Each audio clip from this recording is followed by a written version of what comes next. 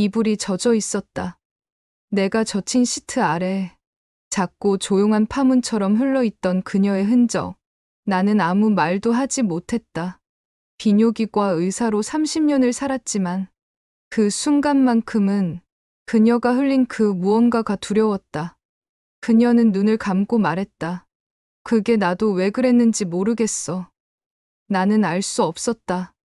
내가 놓친 게 그녀의 몸이었는지, 그녀의 마음이었는지. 그날 이후 나는 다시 배우기 시작했다. 가장 가까운 사람의 몸과 감정을. 평생 비뇨기과 의사로 일했지만 정작 아내의 몸을 몰랐던 나. 여러분은 가장 가까운 사람의 감정을 제대로 이해하고 계신가요? 여러분의 생각을 댓글로 나눠주세요. 당신이라면 그날 뭐라고 말했을까요? 내 나이 56. 나는 평생을 사람의 몸을 다루며 살아왔다. 비뇨기과 전문의로 30년 가까이 진료했고 생식기 구조는 물론 배뇨장애, 성기능까지 숫자와 수치, 반응과 자극에 대해 정확히 알고 있다고 자부했다. 그런데 정작 가장 오래 곁에 있던 사람의 몸 하나를 나는 단 한 번도 느껴본 적이 없었다는 것을 그날 밤 알게 됐다. 그녀는 아무 말 없이 이불을 덮었고 나는 습관처럼 등을 돌렸다. 늘 그랬듯 아무 문제 없는 밤이었고 아무 말도 필요 없는 사이처럼 살고 있었다.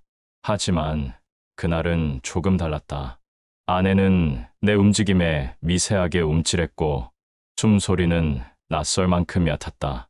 그리고 어느 순간 내가 전혀 예측하지 못한 반응이 찾아왔다. 계곡 아래 갑작스러운 젖음, 몸 안쪽에서 올라온 듯한 미세한 떨림, 그리고 조용한 눈물. 그녀는 아무 말도 하지 않았다. 나는 멈췄다. 그때 처음으로 스스로에게 물었다. 지금 이게 뭐지? 그 순간부터 나는 전문가가 아니라 무지한 남편이었다. 결혼한 지 28년, 아이 둘을 함께 키우고 늦은 밤엔 소파에 나란히 앉아 뉴스를 보고 가끔은 다투고 자주 침묵하고 그런 관계였다. 그녀는 더 이상 내게 감정을 드러내지 않았고 나는 그 침묵을 편안함이라 착각했다. 그리고 그날 밤 그녀의 몸이 처음으로 무언가를 흘려보냈을 때 나는 그것을 이해할 준비가 전혀 되어 있지 않은 남자였다. 다음 날 아침 나는 아무 말도 꺼내지 못했다. 그저 어색한 미소 한 번, 식탁 위엔 익숙한 반찬. 아내는 늘 하던 대로 아이들 반찬을 챙기고 있었다. 하지만 나는 내내 생각했다. 그녀는 왜 그날 그 반응을 보였을까? 그건 실수였을까? 몸이 아픈 건 아닐까? 아니면 내가 모르는 뭔가가 그녀 안에서 오래전부터 준비되고 있었던 걸까? 오전 진료를 보며 환자들에게 괜찮습니다. 정상 반응입니다. 라고 말하던 내 입에서 그날따라 그 말이 차마 나오지 않았다. 정상, 자연스러움, 건강한 생리 반응. 내가 수십 년 외웠던 그 단어들이 정작 내 아내에게는 단 한 번도 직접 말해준 적 없다는 걸 처음으로 후회했다. 그녀는 그날 몸이 아니라 감정을 흘려보낸 것이다. 그건 두려움이었고 낯선 감각에 대한 놀람이었고 아마도 내가 그동안 놓치고 살았던 가장 깊은 연결의 신호였을지도 모른다. 그녀가 처음으로 그 반응을 보였던 날 이후 나는 진료가 끝난 늦은 저녁마다 책상 앞에 앉아 내가 모른다고 믿었던 것들을 하나씩 다시 꺼내 보기 시작했다. 의학적으로 말하면 그건 여성사정 또는 분출이라고 불리는 생리적 반응이다. 요도 주변에 있는 몇 개의 작은 분비샘들, 그 중에서도 스키니선, 정식 명칭으로는 요도 스펀지 조직, 바로 그곳에서 생성된 맑은 액체가 특정한 자극, 그리고 더 중요한 건 감정적 몰입이 겹쳤을 때 몸 밖으로 빠르게 흘러나오는 현상이다. 나는 이 구조를 수십 번 해부학 강의에서 설명했고 수백 번 진료실에서 언급해왔다. 하지만 한 번도 그게 내 아내의 몸에서 일어날 수도 있다는 생각을 진지하게 해본 적은 없었다. 그녀의 몸은 내게 늘 익숙했고 내가 다 알고 있다고 믿었다. 그리고 그 믿음은 시간이 지나면서 오히려 그녀를 멀어지게 만든 장벽이 되었던 것 같다. 그녀는 그날 자신의 몸에서 터져 나온 낯선 감각에 작게 떨고 있었다. 나는 뒤늦게 알게 됐다. 그게 얼마나 복합적인 감정의 결과인지 단순히 쾌감이나 자극이라는 말로 포장할 수 없는 오랜 시간 마음이 차오르고 정서가 안정될 때만 나타나는 신경계 전체의 해방이었다는 걸. 여성의 몸은 남성과는 전혀 다른 방식으로 반응한다. 내가 그동안 강조해온 건 언제나 구조와 자극의 관계였지만 지금 나는 뼛속 깊이 깨닫는다. 그녀는 신뢰 없이는 절대 반응하지 않는 존재였다는 걸. 그날 밤 그녀의 몸에서 흘러나온 건 단순한 액체가 아니라 내가 이해하지 못했던 감정의 언어였다. 눈물처럼 아무 말 없이 흐르고 끝내 닦아내지 못한 채 남는 그녀만의 방식의 표현. 어쩌면 나는 너무 오랫동안 그녀를 하나의 몸으로만 대했던 건 아닐까. 내 손은 정확했고 내 움직임은 실수 없었지만 그 안에 따뜻함이 있었는지는 이제는 확신할 수가 없다. 며칠 후 나는 조용히 아내에게 물었다. 그날 내가 흘렸던 거, 그거 혹시 무서웠어? 그녀는 한참을 말없이 있다가 천천히 고개를 끄덕였다. 당황스러웠어. 부끄럽기도 했고 그게 왜 그런 건지 나도 몰랐으니까. 그 말을 듣고 나는 숨이 멎는 줄 알았다. 그녀가 그 낯선 감각 앞에서 자기 자신을 의심했고 내 앞에서조차 죄책감을 느꼈다는 사실이 뼈를 때리는 자책으로 밀려왔다. 나는 그제야 진심으로 말했다. 그거 잘못된 게 아니야. 정말 아름다웠어. 그리고 고마워. 그 말 한 줄을 하기까지 나는 무려 28년을 돌아온 셈이었다. 그날 밤 이후로 나는 매일 조금씩 그녀를 다르게 보기 시작했다. 습관처럼 하던 접촉이 아닌 그녀의 눈빛과 숨결의 리듬을 먼저 살피기 시작했고 가끔은 그냥 손만 조용히 잡고 있기도 했다. 아무 말 없이 그녀의 손등에 머무는 내 손길이 예전보다 훨씬 더 많은 것을 전하고 있다는 걸 이제는 안다. 그녀는 여전히 말이 많지 않지만 요즘은 내 눈을 조금 더 오래 바라본다.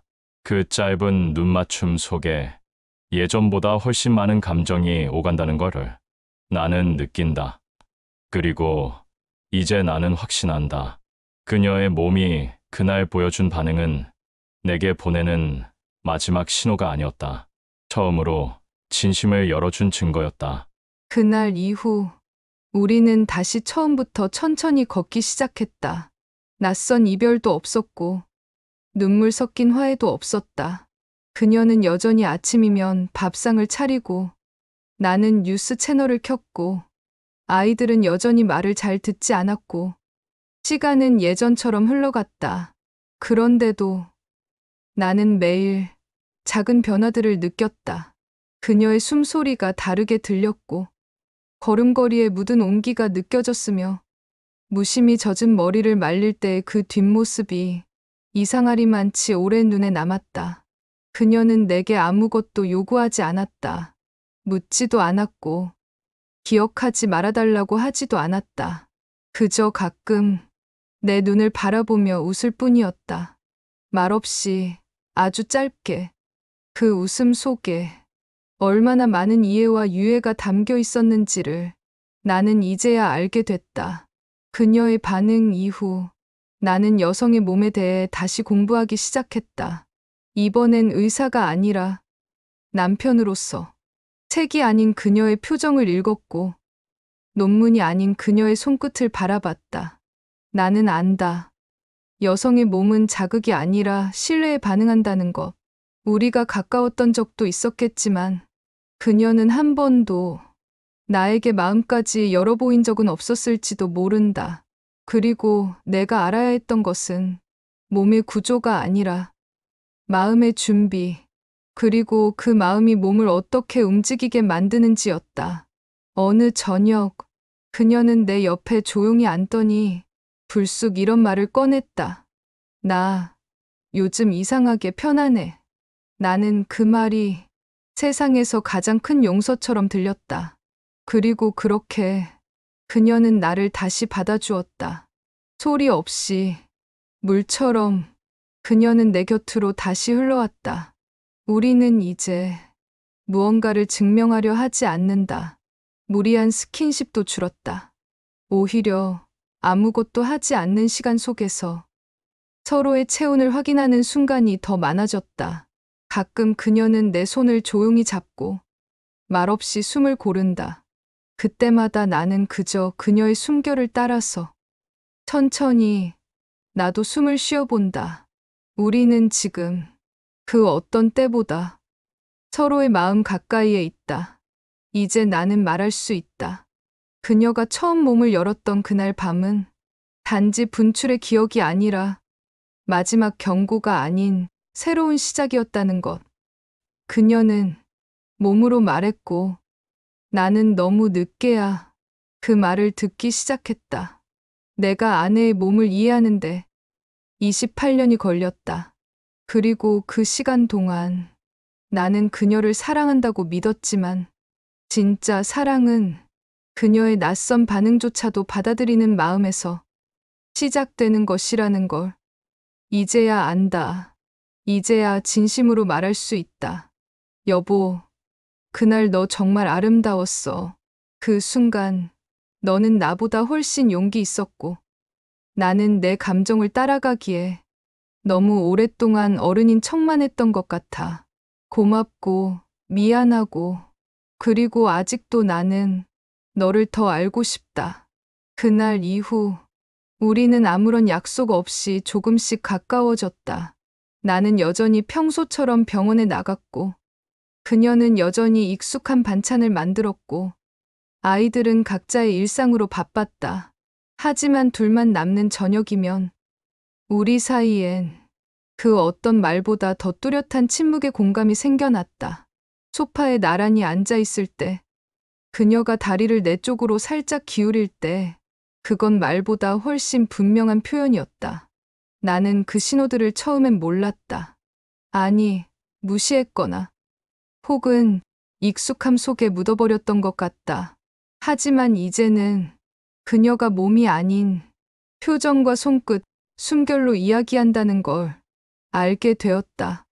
어느 밤 그녀가 술을 조금 마셨다. 평소 같으면 한두 잔도 버거워하던 아내였는데 그날은 이상하리만치 말이 많아졌다. 조용히 식탁을 정리하던 그녀가 갑자기 나를 불렀다. 오빠, 나 사실 예전에도 그런 적 있었어. 나는 숨을 멈췄다. 그녀는 눈을 피하지 않고 내게 말했다. 한 번 아주 오래전에 아이 낳고 몇 년쯤 지나서였나. 그때도 몸이 이상하게 반응했는데 그게 뭔지도 모르고 내가 뭘 잘못했나 싶어서 그날 이후로 그냥 닫았어. 다. 그녀는 웃지도 울지도 않았다. 그저 잔잔하게 그동안 내게 한 번도 꺼내지 않았던 이야기를 그 밤에 처음 열었다. 나는 그제야 깨달았다. 그녀의 몸은 나보다 훨씬 더 먼저 우리 관계에 대해 신호를 보내고 있었던 것이다. 그녀는 말없이 나를 거절하지도 않았고 대놓고 싸우지도 않았다.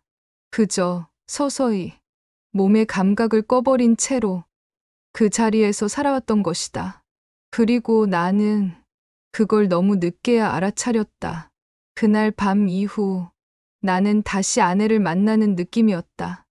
우리가 한 방을 쓴 지는 오래됐지만 이제야 진짜로 한 공간에서 깨어있다는 느낌이 들었다. 나는 자주 그녀의 손을 먼저 잡았다. 아무런 이유 없이 그저 오늘 하루 잘 버텨줘서 고맙다고. 그녀는 고개를 숙이다가 가끔 조용히 내 어깨에 머리를 기대곤 했다. 그 짧은 시간 속에서 나는 그동안 우리가 놓쳤던 수백 번의 신호를 떠올렸다. 어느 날 그녀가 먼저 내게 다가왔다. 아무 말 없이 그녀는 내 허리를 감싸 안았고 나는 모든 걸 내려놓은 채 그저 숨을 고르고 그녀의 체온에 귀를 기울였다. 그날 밤 그녀는 다시 한번 몸으로 나를 받아들였다. 그리고 이번에는 나는 놀라지 않았다. 그녀의 몸에서 흘러나온 따뜻한 감촉, 그 조용한 해방의 순간을 나는 조용히 두 손으로 감쌌다. 말없이 그녀의 등을 쓰다듬으며 속으로 되뇌었다. 늦었지만 이제야 내가 너의 말을 듣고 있어. 그녀는 사랑받지 못해서 다친 것이 아니라 이해받지 못해서 멀어졌던 거였다. 그녀는 늘 곁에 있었고 나는 그 곁을 너무 당연하게 생각해왔다. 이제 나는 안다. 사랑이란 건 크게 표현하는 것이 아니라 작은 신호에 반응해주는 것이라는 걸. 이제야 나는 아내를 다시 만난다. 처음보다 더 깊이, 처음보다 더 천천히, 하지만 확실히. 그녀는 여전히 조용하고 나는 여전히 서툴다. 하지만 우리는 조금도 예전으로 돌아가고 싶지 않다. 지금의 우리는 서로의 낮은 온기와 깊은 호흡 속에서 매일 다시 사랑을 배우고 있다. 여러분, 당신은 그녀의 신호를 들은 적이 있나요? 그녀가 아무 말 없이 눈을 피할 때, 그건 혹시 당신에게 보내는 가장 조용한 언어였을지도 모릅니다. 이 이야기가 당신의 마음 어딘가에 닿았다면 좋아요와 구독, 그리고 당신만의 이야기를 댓글로 들려주세요. 우리는 지금도 사랑을 배우는 중이니까요.